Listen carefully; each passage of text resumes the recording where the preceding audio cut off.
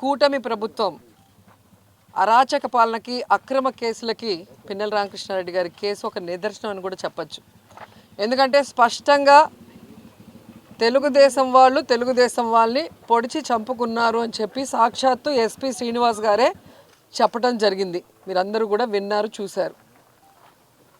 పచ్చపత్రిక అయిన ఈనాడులో పెద్ద అక్షరాలతో రాశారు, ఆధిపత్య పోరులో తెలుగుదేశం కార్యకర్తల్ని వాళ్ళే పొడిచి చంపేశారు అని చెప్పి.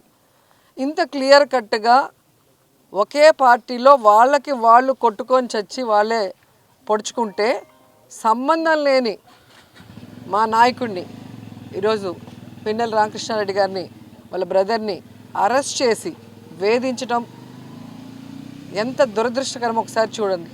ఎందుకంటే చంద్రబాబు నాయుడు కూటమి ప్రభుత్వం అధికారంలోకి వచ్చిన రోజు నుంచి పిన్నెల రామకృష్ణ గారి కుటుంబం మీద ఏ విధంగా కక్ష సాధిస్తున్నారో మనం అందరం చూస్తున్నాం. 16 నెలల్లో 16 కేసులు పైగా వేసి ఎలా వేధిస్తున్నారో కూడా మనం కళ్ళారా చూసాం. అసలు తెలుగుదేశం వాళ్ళు రిగ్గింగ్ చేసుకుంటుంటే ఆ రిగ్గింగ్ ఆపిన కారణాన్ని చూపించి అది కూడా ఒక కేసు పెట్టి గతంలో కూడా దాదాపుగా 52 నుంచి 54 రోజులు లోపల పెట్టడం మనం గమనించాం. అంటే ఎటుపోతుంది పోలీసు వ్యవస్థ, ఎటుపోతుంది? రెడ్ బుక్ రాజ్యాంగానికి అనుగుణంగా లోకేష్ చెప్పిన దానికి తానా అంటే తందానా అన్నట్టుగా పోలీస్ వ్యవస్థ మారిపోవటం చాలా దురదృష్టకరం. కాకి చొక్కాలు వేసుకోవాల్సిన వాళ్ళు పసుపు చొక్కాలు వేసుకొని ఈరోజు అక్రమ కేసులు పెట్టుకుంటూ పోతుంటే ఏం మెసేజ్ ఇస్తున్నారు మీరు? రాబోయే కాలంలో దీనికి 10 చేయమనా? పాలిటిక్స్ని భ్రష్టు పట్టిస్తున్నారు. ఎవరైతే ఈరోజు తప్పుడు కేసులు పెట్టి పిన్నెల రామకృష్ణారెడ్డి గారి కుటుంబం మీద లోపల పెట్టి వేధిస్తున్నారో వాళ్ళకి సూటిగా చెప్తున్నాం. ఏదో ఈరోజు మీ పని అయిపోయిందని సంకలు గుద్దుకుంటున్నారేమో. ఇంతవరకు మా నాయకుడు జగన్మోహన్ రెడ్డి గారు చెప్పినట్టుగా ఎవరి జోలికి మేము వెళ్ళలేదు. ఏ పార్టీ అయినా, ఏ కులమైనా, పేదవాడు అర్హుడైతే అన్ని సంక్షేమ పథకాలు ఇచ్చాం, అభివృద్ధి చేశాం. ఎవరి మీద ఒక తప్పుడు కేసు పెట్టకుండా ముందుకు వెళ్ళాం. కానీ ఈరోజు మీరు చేస్తున్నది చాలా తప్పు. దీనికి 10 మీరు అనుభవించడానికి రెడీగా ఉండండి అని కూడా హెచ్చరిస్తున్నాం. ఎందుకంటే ఈరోజు కోర్టు ఇచ్చింది పిన్నెల రామకృష్ణారెడ్డి గారికి స్పెషల్గా బెడ్డు, భోజనము, ఆయనకి ఇవ్వాల్సినవి ఏమున్నాయో కోర్టు చెప్పిన తర్వాత కూడా లోపల కూడా అవి ఇవ్వకుండా, టిఫిన్ పెట్టకుండా, భోజనం పెట్టకుండా మానసికంగా కూడా ఆ మనిషిని వేధించడం ఎంతవరకు కరెక్టు? చెయ్యని తప్పుకి కేసు పెట్టి లోపల పెట్టారు. లోపల పెట్టిన తర్వాత ఈరోజు కోర్టు ఇచ్చిన ఆర్డర్ని బేఖాతరు చేస్తూ భోజనం కూడా పెట్టడం లేదంటే మీరు ఏం ఉద్దేశంతో చేస్తున్నారో చెప్పాలి. లోపల ఉన్న ఆఫీసర్లు కానీ పైన ఉన్న ఆఫీసర్లు ఒకరి మీద ఒకరు చెప్పుకుంటూ తప్పించుకుంటున్నారు. రేపు ఈ ఆఫీసర్లందరూ ఇక్కడే పనిచేయాలి. రేపు మీ పరిస్థితి ఏంటో ఒకసారి చూడండి. ఎందుకంటే ఆఫీసర్లు అన్న వాళ్ళు రూల్స్కి కట్టుబడి పనిచేయాలి. అంతేగాని లోకేష్కి, చంద్రబాబు నాయుడుకి భజన బ్యాచ్ లాగా పనిచేయకూడదు. ఈరోజు రాష్ట్రంలో మీరు చూస్తే ఆడపిల్లల్ని వేధించేది తెలుగుదేశం వాళ్ళు, ఆడపిల్లల్ని రేపులు చేసి చంపేది తెలుగుదేశం పార్టీ వాళ్ళు, గంజాయి డ్రగ్స్ ముఠాలని నడిపించేది తెలుగుదేశం పార్టీ వాళ్ళు, అక్రమంగా ఈరోజు బెల్ట్ షాపులు మద్యాన్ని ప్రవహింపజేసేది తెలుగుదేశం పార్టీ వాళ్ళు, ఇల్లీగల్గా ఇసుక నమ్మేది తెలుగుదేశం పార్టీ వాళ్ళు.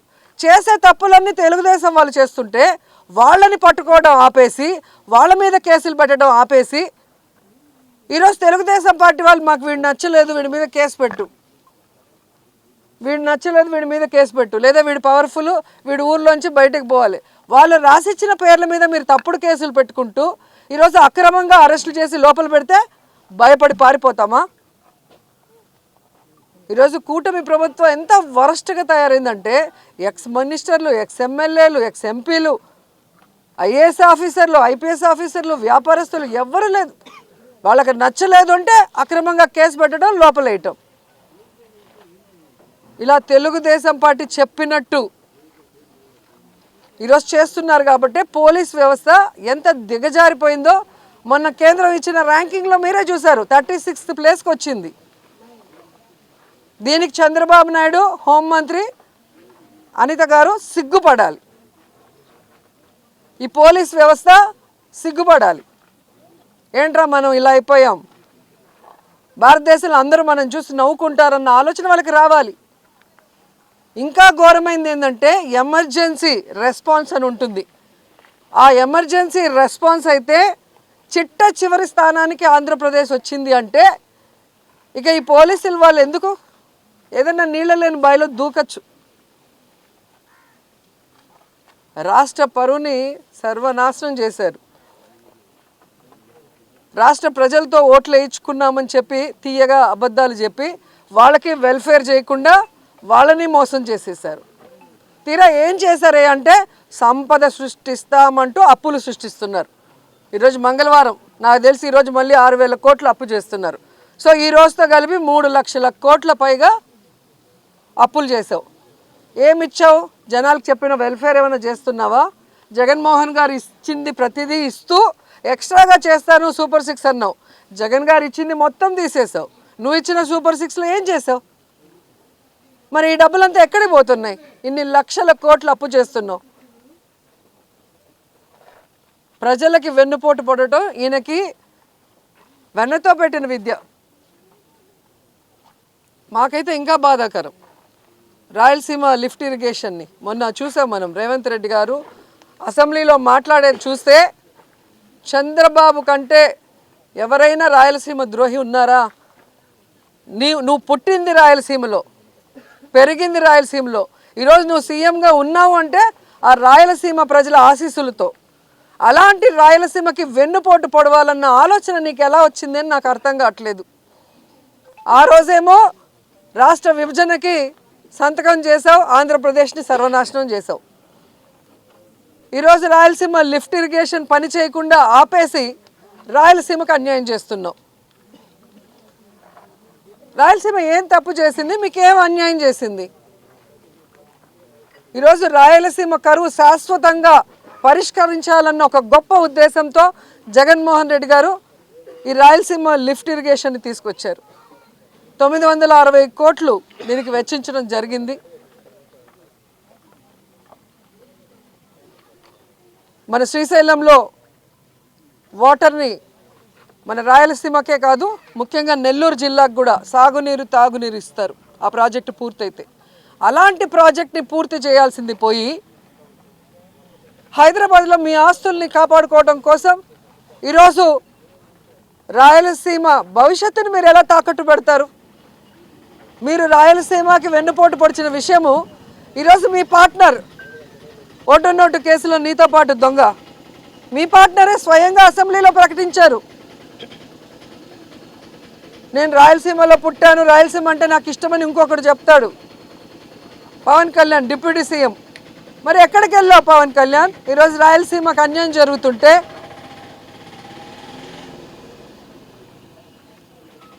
ఈరోజు రాయలసీమకు వెన్నుపోటు పోస్తుంటే చంద్రబాబు నాయుడు గారు ప్రశ్నించకుండా కత్తందిస్తున్నావా?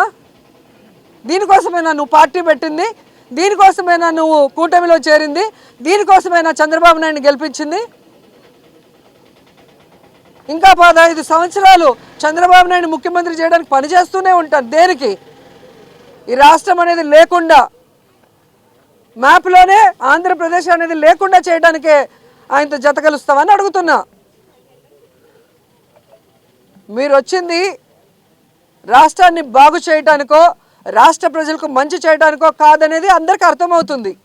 కేవలం కక్ష సాధింపులు, రెడ్ బుక్ రాజ్యాంగం అంటూ ఏ విధంగా విచ్చలవిడిగా అరాచకాలు చేస్తున్నారు, అన్యాయాలు చేస్తున్నారు, దోపిడీలు చేస్తున్నారు ప్రజలందరూ గమనిస్తున్నారు. ఖచ్చితంగా నేపాల్లో లాగా మిమ్మల్ని కూడా తరిమి కొట్టే రోజులు చాలా దగ్గరలో ఉన్నాయని కూడా హెచ్చరిస్తున్నాం. అండ్ నిన్న మొన్న చూశాను నేను భోగాపురం ఎయిర్పోర్ట్ గురించి. సిగ్గు లేకుండా సెంట్రల్ మినిస్టర్ రామ్మోహన్ రావు గారు, అచ్చెన్నాయుడు వీళ్ళందరూ కూడా చంద్రబాబు నాయుడు కృషి చేశాడంట. ఏం కృషి చేశాడు నాయన? ఎన్నికలు ఉన్నాయంటే నెల ముందర రాయేయటమా? ఇలాంటి రాళ్ళు రాష్ట్రం మొత్తం వేశాడు. ఏ రోజు ఏ రాయికి పనిచేయలేదు. జగన్మోహన్ రెడ్డి అక్కడికి వెళ్ళి ల్యాండ్ అక్విజిషన్ చేయటం కానీ, అక్కడున్న రైతులకి కాంపన్సేషన్ ఇచ్చి పునరావాసం కల్పించడం దగ్గర నుంచి దానికి అమౌంట్ని కేటాయించి దాన్ని శరవేగంగా పనులు చేయించడం అనేది అందరూ గమనిస్తున్న విషయం. అండ్ సాక్షాత్తు జిఎంఆర్ హెడ్ మల్లికార్జున్ గారు చెప్పారు కదా, ఆ రోజుల్లో వైఎస్ఆర్ గారి చేతుల మీదుగా శంషాబాద్ ఎయిర్పోర్ట్ కట్టాను, ఈరోజు ఆయన కొడుకుల చేతి మీదుగా భోగాపురం ఎయిర్పోర్ట్ కడుతున్నా, నాకు చాలా హ్యాపీగా ఉంది అని. ఇంత స్పష్టంగా వాళ్ళు పబ్లిక్గా మీటింగ్స్లో చెప్పిన దాన్ని ప్రజలు వినలేదనుకున్నారా, చూడలేదనుకున్నారా, లేదా మతిమరుపులు ప్రజలకు అనుకున్నారా? సిగ్గు లేకుండా అబద్ధాన్ని చెప్తున్నారు. ఇదే రామ్మోహన్ గారిని నేను సూటిగా ప్రశ్నిస్తున్నా, మీకు దమ్ము ధైర్యం ఉంటే ఆల్రెడీ చంద్రబాబు నాయుడు అదే సమయంలో నెల్లూరులోను కుప్పంలో కూడా ఎయిర్పోర్ట్ కడతానని రాయేశాడు కదా, మరి భోగాపురం కట్టగలిగిన వాళ్ళు ఎందుకు ఇవి కట్టలేకపోయారు? మీ అబద్ధాలు నమ్మటానికి ఎవ్వరు లేరు. మీరు నిరూపించుకోవాలి అంటే ఈ నెల్లూరులో ఎయిర్పోర్టు, కుప్పంలో ఎయిర్పోర్టు మీ చంద్రబాబు నాయుడు స్టోన్ వేశాడు కదా 2019లో, దాన్ని పూర్తి చేసి చూపించండి. ఈ రామ్మోహన్ రావు కేవలం మైకుల ముందు మాట్లాడటానికి తప్ప పనిచేయడానికి పనికిరాడు అని నేషనల్ మీడియానే ఏ విధంగా గడ్డి పెట్టిందో మీరు చూశారు. మొత్తం దేశంలోనే మన రాష్ట్ర పరువుని ఈ మంత్రి గారు ఎలా తీశారో అందరూ చూశారు. ఇంకా సిగ్గు లేకుండా ఆయన అబద్ధాలు మాట్లాడుకుంటుంటే ఇలాంటి వాళ్ళని ఏం చేయాలో అర్థం కావట్లేదు. నాకు తెలిసి విదేశాల్లో అయితే ఇలా తప్పుడు వాగ్దానాలు చేసే వాళ్ళని, అబద్ధపు మేనిఫెస్టోలు ఇచ్చే వాళ్ళని, ప్రజల్ని మోసం చేసే వాళ్ళని ఎత్తి లోపలేస్తారు జైల్లో. ఇక్కడ వ్యవస్థల్ని మేనేజ్ చేసుకోవటం, ప్రజల్ని మోసం చేయటం, వెన్నుపోటు పోవటం వీళ్ళకి అలవాటైంది. కానీ ప్రజలు ఇంకా సహించే పరిస్థితిలో లేరు.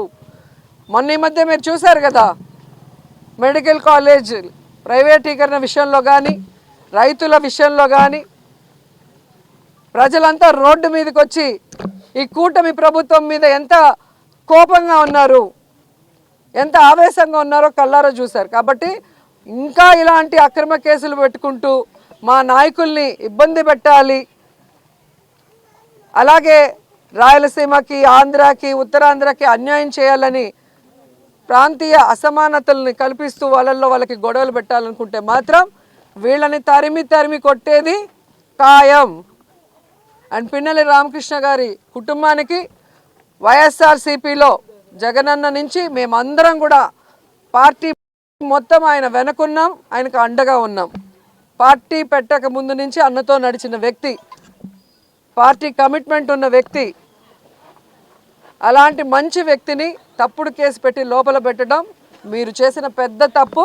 ఇప్పటికైనా సరిదిద్దుకోండి, లేదంటే దీనికి 100 రెట్లు మీరు అనుభవించాల్సి వస్తుందని కూడా హెచ్చరిస్తున్నాం.